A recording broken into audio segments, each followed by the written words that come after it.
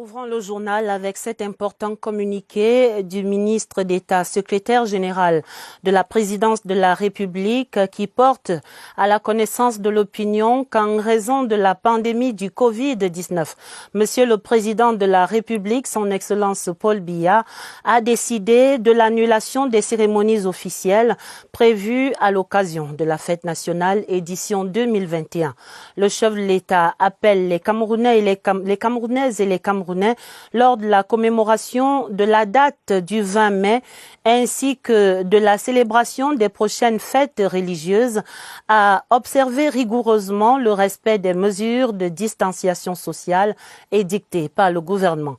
Il rappelle qu'en dépit des performances appréciables de notre pays dans la lutte contre celle-ci, la pandémie du Covid-19 est une tragique réalité contre laquelle il convient de se prémunir par le respect des mesures barrières et par la vaccination. C'est donc un communiqué signé ce 12 mai 2021 par le ministre d'État, secrétaire général de la présidence de la République, Ferdinand Ngongo. Rendez-vous respecté 3 semaines après la première vaccination anti-Covid-19. Le Premier ministre, chef du gouvernement, a reçu ce mercredi la deuxième dose aux côtés de Joseph Dione Ngouté à l'auditorium de l'immeuble Étoile. Des membres du gouvernement et des collaborateurs également présents au premier tour.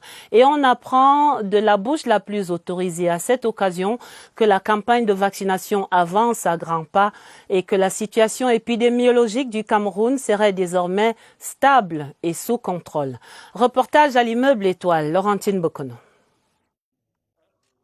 À ce jour, 45 000 vaccins ont déjà été administrés sur toute l'étendue du territoire à travers les 243 centres de districts de santé disposant des vaccins. On est dans les 45 000 personnes vaccinées, soit environ 51 à 52% de personnel de santé. Il y a les groupes spéciaux, c'est-à-dire les enseignants, les hommes en tenue qui demandent à être vaccinés. Nous avons les moins de 50 ans qui demandent à être vaccinés. Sur le terrain épidémiologique, la situation est sous contrôle. Depuis environ 2 à 3 semaines aujourd'hui, la situation est stable. Nous avons une baisse, n'est-ce pas, de contamination et nous avons une chute de taux de mortalité. Donc en réalité, nous pensons que nous sommes en train de descendre progressivement. Pour vous donner un cliché, à Orca, aujourd'hui, nous avons moins de 30 personnes. À titre de rappel, le Premier ministre chef du gouvernement, Joseph Dione Ngouté, a pris sa deuxième dose de vaccin anti-Covid-19 ce mercredi 12 mai, soit exactement 3 semaines après la première dose. À sa suite, des membres du gouvernement et proches collaborateurs qui ont également reçu la deuxième dose et observé les 15 minutes recommandées avant de prendre congé de l'équipe de vaccination. Comme le 21 avril dernier, le chef du gouvernement et son équipe entendent ainsi prêcher par l'exemple. Santé encore pour parler du calvaire des malades en attente de transfusion à l'hôpital central et à travers le Cameroun. Les poches de sang se font rares. Les donneurs hésitent par ces temps de Covid-19. Conséquence, la banque de sang principale de cet hôpital à Yaoundé est presque vide. Les associations sont mobilisées pour le don volontaire. Mais voici le cri de détresse des familles qui persistent. Les solutions possibles pour sauver des vies, c'est dans cette enquête que signe Irène Njanafuda. La banque de sang perd du sang et finit par souffrir d'anémie sévère pour se trouver dans l'incapacité d'injecter du sang neuf aux malades nécessitant une transfusion sanguine. J'ai un malade qui en a besoin urgemment et on n'arrive pas à avoir le sang. Je suis déjà venu avec plus de 10 personnes. Il y a toujours des raisons pour que la personne avec qui vous êtes venu ne procure pas le sang. Les poches de sang disponibles et rangées par groupe sanguin valent chacune 18 000 francs CFA. Mais pour en acquérir une, il ne suffit pas seulement de brandir la somme exigée. Pour une unité de sang, il faut avoir 2 donneurs. Il faut que le donneur ait entre 18 et 65 ans, soit en bonne santé, pèse plus de 50 kilos. Il faut aussi que ce donneur ait une pièce d'identité. La banque de sang ne baigne pas dans une mare de sang et pour faire saigner les donneurs bénévoles, les associations se mobilisent malgré la forte influence du coronavirus qui ne leur rend pas la tâche facile. Notre association promeut essentiellement le don de sang bénévole. Nous utilisons les réseaux sociaux de manière continue, nous faisons la sensibilisation, mais nous observons toutefois que le nombre de dons de sang bénévole a effectivement diminué avec la crise. Ces quelques gouttes de sang prélevées chez un des rares donneurs bénévoles peuvent couler dans une autre veine pour sauver une vie. Un exemple à suivre. C'est entendu, le cri est passé. Irène. Ramadan 2021 à présent, demain jeudi, jour de fête pour la communauté musulmane à travers le monde. La fin d'un mois de jeûne et de prière. Ce mardi était consacré essentiellement aux derniers préparatifs dans les mosquées et dans les familles. Ambiance de veille de fête à Yaoundé, captée par Franck Evina. Veille de fête au quartier Briqueterie, principal lieu de concentration de la communauté musulmane à Yaoundé. Dans ce salon de couture, c'est la course contre la montre. On croyait que c'est aujourd'hui, mais Dieu a fait qu'on n'a pas vu la lune. Ça nous donne un peu le temps de satisfaire tout le reste qui reste. Il y a vraiment la pression de dernière minute. Embouteillage également devant les étals des chapeaux qui vont avec la gandoura. Le Zana Burka et le Minista, deux variétés qui s'arrachent comme des petits pains ici. Non loin de là, femmes et jeunes filles sont aux petits soins chez les spécialistes du henné, tatou temporaire appelé ici Sifa. De l'autre côté de la rue, les coiffeuses agissent avec soin et coquetterie pour que les clientes soient belles de la tête aux pieds. Plus haut, le marché du poulet halal, égorgé selon les préceptes du Saint-Coran, attire aussi du monde. Dans cette famille, le menu est calé, les emplettes déjà faites. Mais avant les agapes, ce sera la prière dans le respect des mesures barrières.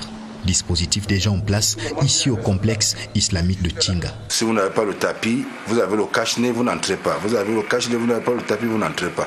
Dès que tu arrives, tu mets ton tapis et l'autre met son tapis, il y a la distanciation.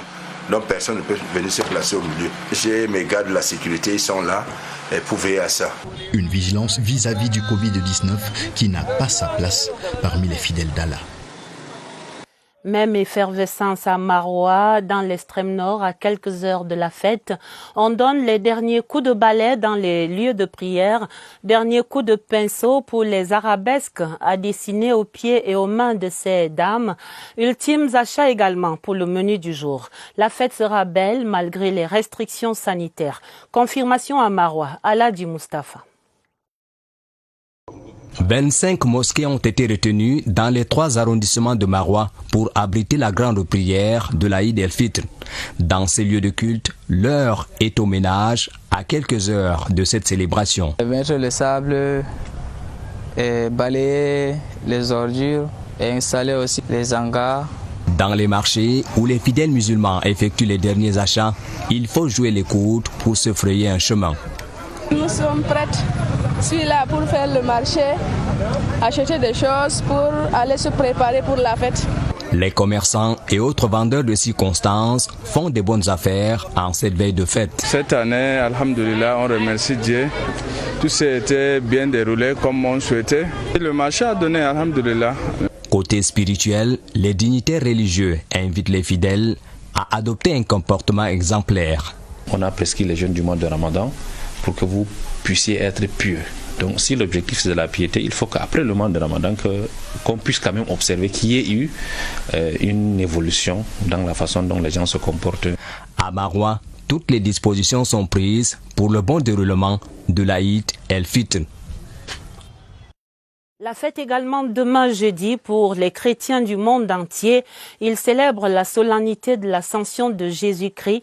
Le Sauveur ressuscité à la Pâque va monter demain au ciel auprès du Père. 40 jours et c'est l'espérance de l'humanité qui est ainsi confirmée. La symbolique et les préparatifs de l'ascension, c'est dans ce reportage de Pierre Bihinambarga.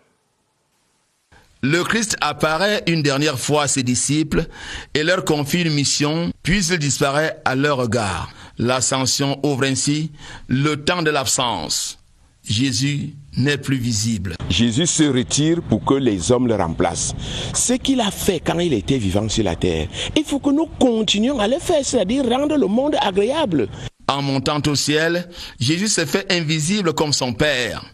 Le devoir de l'homme, corps et âme, est de rendre Jésus-Christ visible. Nous avons la chance que le monde va mal. Dans presque tous les domaines. La famille est détruite, les maladies sont là, il y a des guerres partout et des perturbations, même dans notre pays qui était îlot de paix avant. L'Ascension nous dit, au lieu de croiser les mains, au lieu d'attendre de Dieu des étrangers, que chacun prenne ses responsabilités là où il est pour faire un monde meilleur. Avec l'ascension de Jésus-Christ, l'humanité est appelée à démolir le mal, la violence, la haine, l'égoïsme, l'intolérance, pour prévaloir le souverain bien, l'amour.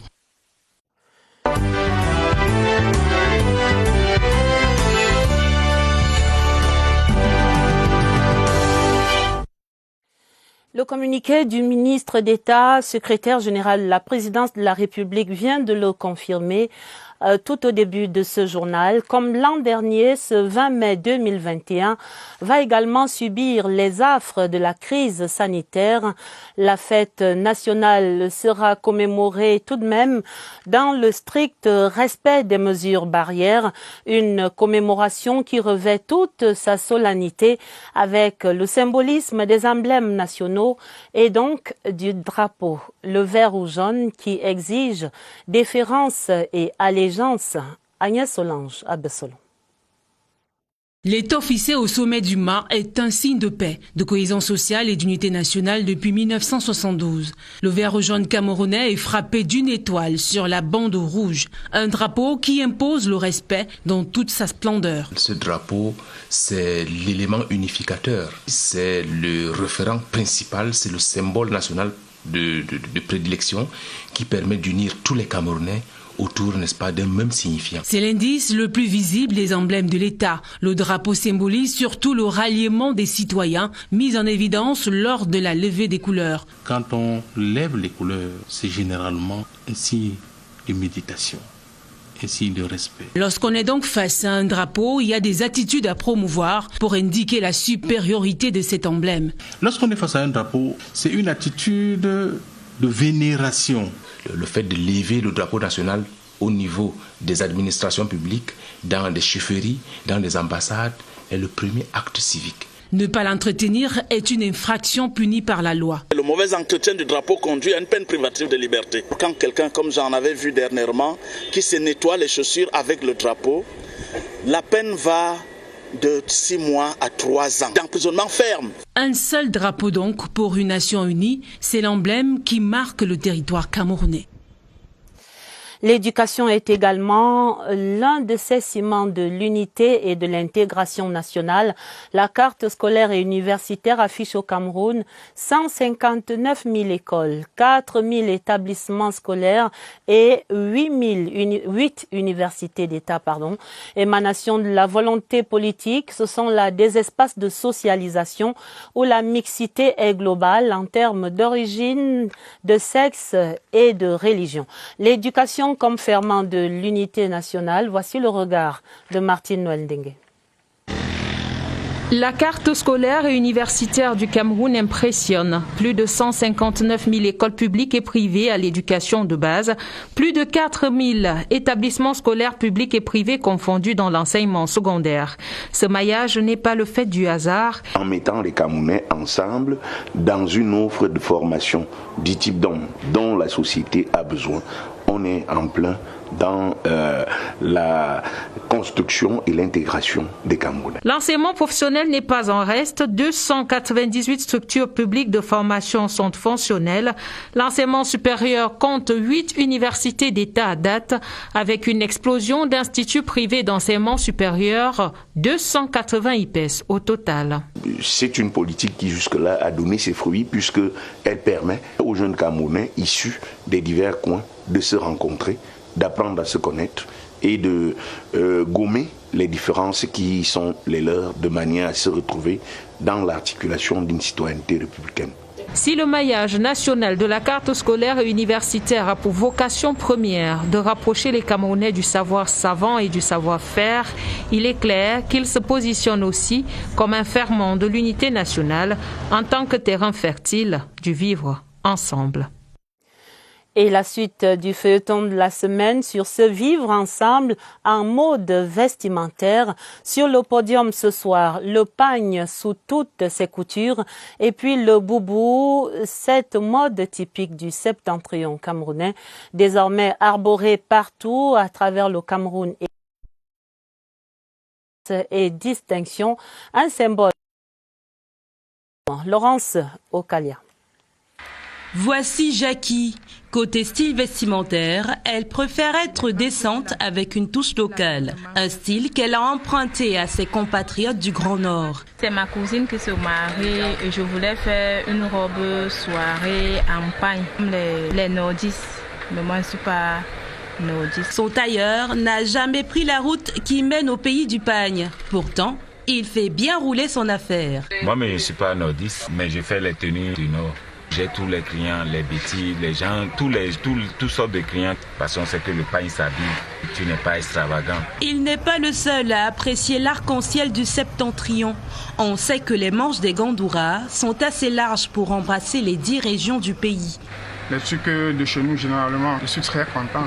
Puisque avant, ce n'était pas aussi répandu que ça. Mais maintenant, on voit que tout le monde veut avoir les mariages, les cérémonies et tout. C'est devenu ça qui est un peu à la mode, quoi. Difficile aujourd'hui de distinguer Chouaïbou de Belinga dans leur djellaba aux couleurs de l'unité. L'armée camerounaise, tout un symbole à elle toute seule, symbole de l'unité nationale, qui sera également célébrée ce 20 mai.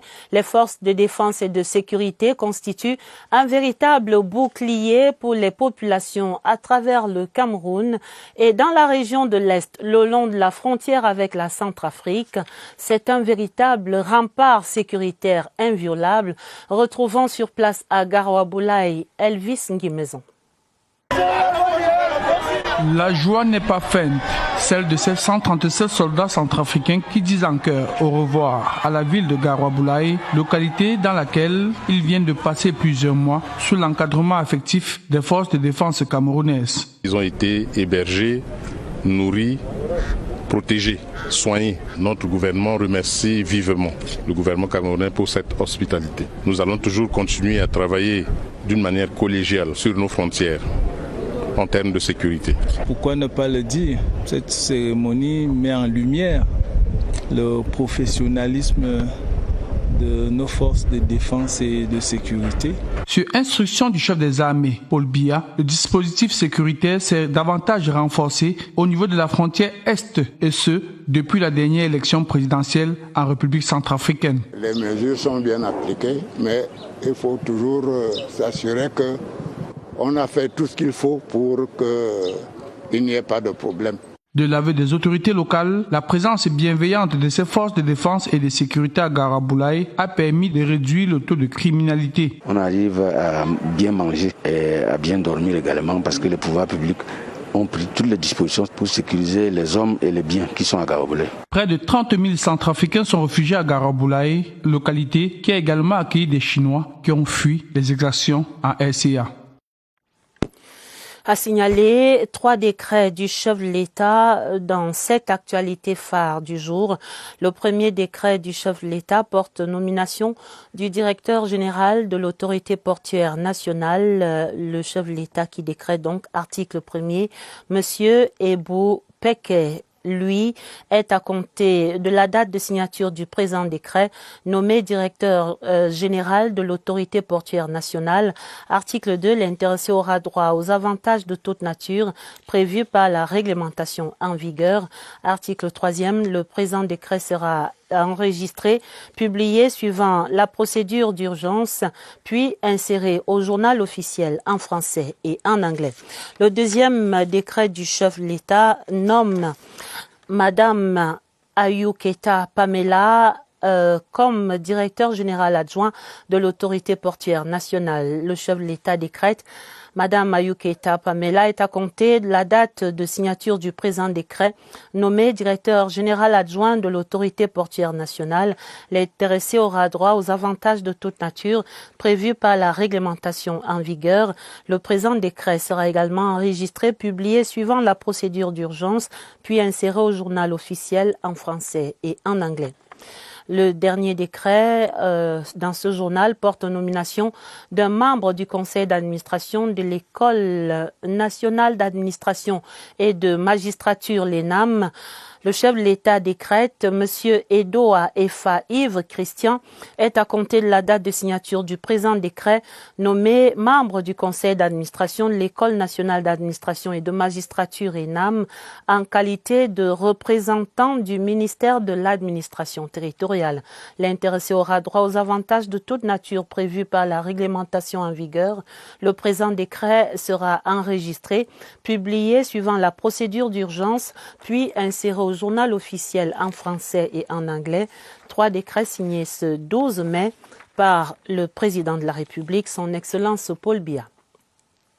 La suite du journal, nous faisons la série sur le bilan du processus de décentralisation au Cameroun, les 100 jours des conseillers régionaux et la première année des conseillers municipaux. Et comme ailleurs, dans la région du Sud-Ouest, le transfert des compétences est en cours et les exécutifs communaux et régionaux travaillent déjà à la réalisation des plans d'action et des projets arrêtés, véritable bouffée d'oxygène et d'espoir pour le développement local. Roger Samakiporo, dans le Sud-Ouest.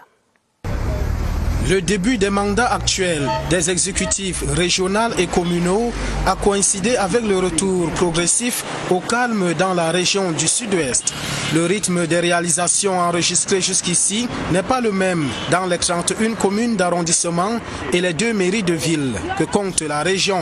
À 89%, on a réflexionné d'abord les routes en terre qui existaient à Kumba. Pour l'eau, on essaie aussi de faire tout qu'on amène l'eau jusqu'au fond du quartier, bien sûr aussi avec l'électricité. On a eu à construire les salles de classe, on a eu à construire des points d'eau. Concernant la pandémie de Covid, on a distribué les matériels préventifs. J'ai fait rentrer les réfugiés de la commune de Imodjok qui étaient au Nigeria. J'ai donné des eaux aux communautés qui n'avaient pas. J'ai fait des lampadaires soleil. Nous avons réhabilité certaines routes. On a donné des dons aux écoles et aux hôpitaux. Du côté de l'Assemblée régionale du Sud-Ouest, les responsables ont bénéficié de nombreux ateliers de renforcement des capacités. Nous avons organisé des séminaires. Nous sommes en train de préparer le projet de budget qui sera soumis à l'examen et approbation des conseillers régionaux. Selon les élus locaux, le transfert de compétences permettra à coup sûr à leur collectivité territoriale décentralisée d'œuvrer rapidement pour le développement de la région et en faveur du bien-être des populations locales.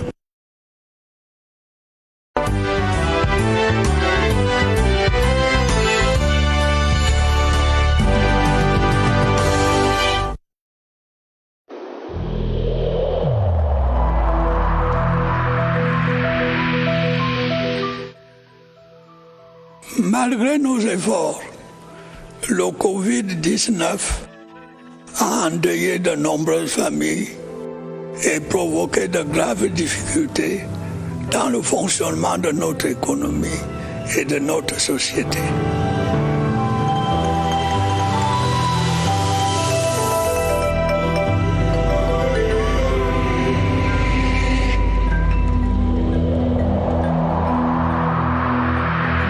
Dans ce combat tous azimuts contre le coronavirus, l'hôpital général de Douala relève son plateau technique. Les salles spécialisées de prise en charge sont désormais mieux équipées.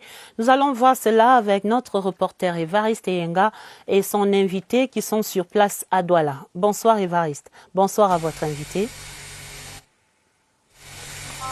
Bonsoir Adèle, pas d'accès en salle d'isolement des malades Covid-19 sans ces épis, les équipements de protection individuelle. Nous aussi, on s'est soumis à cela Dans cette salle d'isolement de l'hôpital général de Douala, nouvellement rentrée en fonction après des réaménagements, nous recevons ce soir le docteur Fernando Kemta. Docteur, bonsoir. Bonsoir, monsieur. Vous êtes chef de service adjoint de l'unité isolement ici. Qu'est-ce qui a changé après les réaménagements quant à la prise en charge? Ce qui a changé après le réaménagement de notre unité, c'est déjà la possibilité pour tous nos patients d'avoir accès à de l'oxygène pur, que nous appelons communément l'oxygène mural. Ça, c'est la première innovation. La seconde innovation qui a changé avec nous dans cette unité, c'est la possibilité de vidéosurveillance qui nous permet d'observer tous nos patients en temps réel et de pouvoir réagir de façon très rapide lorsque on remarque à travers les caméras de surveillance qu'un patient pose un problème. Et la troisième chose, c'est la possibilité dans cette unité d'avoir des sonneries au lit de tous les patients pour qu'ils puissent également sonner directement sans avoir à crier pour les patients qui manquent d'oxygène. Et quels sont les types de patients que vous recevez ici? Nous avons, dans la prise en charge de la Covid, avec ces réaménagements, décidé de ne prendre que des patients qui sont oxygénodépendants. Ça, c'est la grande prouesse. Laisser les petits centres dans la ville qui n'ont pas forcément toutes ces capacités de prise en charge en oxygène de pouvoir agir. Merci à vous, docteur Kemta. Uniquement les malades en situation sévère ou grave sont admis ici, ceux qui ont besoin d'assistance respiratoire. Pour le moment, ce site d'isolement est rentré en fonction depuis mardi dernier. 6 malades sont admis ici. Pas encore de décès, mais tous sans doute ressortiront de là ayant recouvré leur santé. Merci Évariste, vous êtes très impressionnant dans ces équipements. Merci à votre invité également. Dans la suite du journal, rideau sur la visite du ministre des Travaux publics sur les chantiers de la région du Sud. Le club de fin a conduit Emmanuel Nganou du Messi sur le chantier de réhabilitation de l'axe Ebolo-Vambal-Mayon-Simalen qui fait peau neuve et sur la route Saint-Mélima-Mengon en construction. Ces instructions, la livraison absolue de cet axe avant fin 2021. Rodrigue Bertrand-Tuenon. Les prémices d'une belle infrastructure prennent corps entre Saint-Mélima et Mengon. 74 km au départ du futur giratoire de Mefo, dont 54 entièrement bitumés, des terrassements intelligemment pensés qui ont permis une économie de 725 millions de francs CFA. 78 ouvrages d'assainissement sur les 83 prévus sont achevés et le nouveau pont de Lobo a poussé à la retraite l'ancien. Le taux d'avancement des travaux aurait dépassé les 86% si le parachèvement des indemnisations ne lui obstruait pas la voie. Une contrainte qui a attiré l'attention du maître d'ouvrage, consolateur des bénéficiaires désemparés. Et le dossier était caché depuis 2000. C'était dans quel bureau ça? Le bureau des indemnisations. L'entreprise est prête à accélérer les travaux une fois les derniers obstacles levés pour une livraison de la route en fin d'année, comme le veut le maître d'ouvrage. Mais en attendant, les usagers en savourent déjà les prédélices. Aujourd'hui, bien qu'elle ne soit pas encore achevée, et quand on est prudent, on circule et on n'a pas de problème. Enfin, le Sud va commencer à sourire. On part de l'Amvila pour le Djaïlobo, sans passer par l'Oignon et Sceaux. Un véritable cadeau du président de la République. Ça, ceux qui ne veulent pas le reconnaître ne savent pas ce qu'ils font. Ils sont ingrats. La découverte des 133,80 km de la route réhabilitée Ebolova-Mbalmayo-Simalen a été le clap de fin de ce périple sur certains chantiers routiers du Sud. Ici à Yaoundé, le bilinguisme plus que jamais inscrit dans les mœurs à Camtel. La Cameroun Telecommunications qui vient d'initier une journée entière pour valoriser ces deux langues officielles que sont le français et l'anglais. Le lancement du Bilingualism Day à Camtel était présidé ce mercredi par le directeur général Judith Iyasonde, épouse Achidi. Joséphine Priso de CRTV Centre raconte. C'est à une Camtel jalouse du bilinguisme que l'on devrait désormais s'habituer. Une ambition du top management de la Cameroun Telecommunications qui épouse la vision du chef de l'État, son Excellence Paul Biya, fait des Camerounais des citoyens bilingues. C'est dans le sens du respect des directives que nous avons institué cette journée du bilinguisme. qui permet à chaque Camtelois de pouvoir s'exprimer dans l'une ou l'autre des langues tous les mercredis. Ce Bilingualism Day à Camtel se greffe à des actions menées en amont depuis quelques années par la structure. Notre journal Camtel Today, nous avons des articles autant en français qu'en anglais. Nous avons aussi une émission à la radio tous les samedis matins en français et en anglais. Et tous nos discours sont rédigés en français et en anglais. Des acquis que la Cameroun Telecommunication veut pérenniser, d'où l'accompagnement des instances en charge de la promotion du bilinguisme dans notre pays. Je veillerai à ce que cela soit effectif. Venir chez nous pour être membre du Bilingual Club, le club bilingue, et même organiser des excursions qui nous permettraient, n'est-ce pas, de nous exprimer dans les deux langues. Une valeur ajoutée dans les missions de la Cameroun Telecommunication qui suscite l'adhésion de tous. Camtel a lancé officiellement sa journée hebdomadaire du bilinguisme et nous ne pouvons qu'encourager cela. Et pour véritablement asseoir le bilinguisme à Camtel, d'autres expériences sont requises. C'est un travail constant. On a besoin de gens qui prennent ces rôles de leadership, qui encouragent l'utilisation et le renforcement des capacités dans les deux langues officielles. Fait de son staff, de tous ses démembrements des personnels bilingues, voilà désormais le credo de Camtel. La page des sports et la suite de la visite de la mission conjointe FIFA-CAF au Cameroun. L'équipe était ce mercredi au centre technique d'Odja qui fait sa mue. Les travaux de modernisation de cette structure évoluent considérablement. L'hôtel des Lions Indomptables, leur réfectoire, les bureaux de la direction technique sortent progressivement de terre. Nous allons voir cela dans ce reportage de Germain Noël Essengue.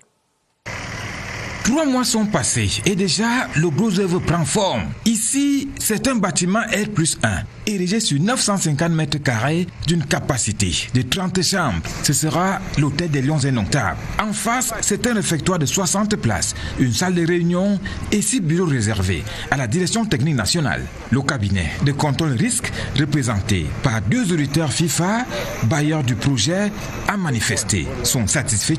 Idem pour la CAF. Et c'est quelque chose qui est remarquable et je suis sûr que quand il termine ce projet, ça va être quelque chose vraiment qui le Cameroun doit être fier. Pour le bénéficiaire, le niveau d'avancement des travaux est bon. Ils ont commencé le 13 janvier dernier et voyez-vous, on est déjà quasiment à, on va dire, 25-30% d'avancement des travaux. Je viens régulièrement ici pour suivre les travaux et je suis agréablement surpris.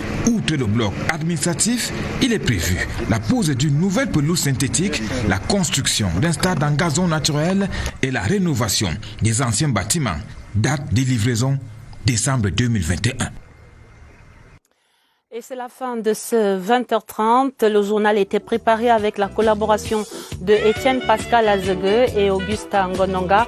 Un autre journal, ce sera à minuit avec Sadou Mamoudou et Elvis Teke. Retrouvez immédiatement sur cette antenne le documentaire sur 2020, la fin d'un monde. Et le 20h30 qui souhaite une très belle fête de Ramadan à tous les fidèles musulmans. Une bonne fête également à tous les chrétiens du monde entier pour l'ascension du Christ. Et à cette occasion-là, le président de la République a signé cet arrêté. Je vous rappelle que la journée du vendredi 14 mai 2021 est déclarée fériée sur toute l'étendue du territoire de la République du Cameroun. Le présent arrêté sera enregistré, publié selon la procédure d'urgence, puis inséré au journal officiel en français et en anglais. Président de la République, son Excellence. Excellente soirée sur toutes nos antennes et à demain 20h30 après toutes ces belles fêtes.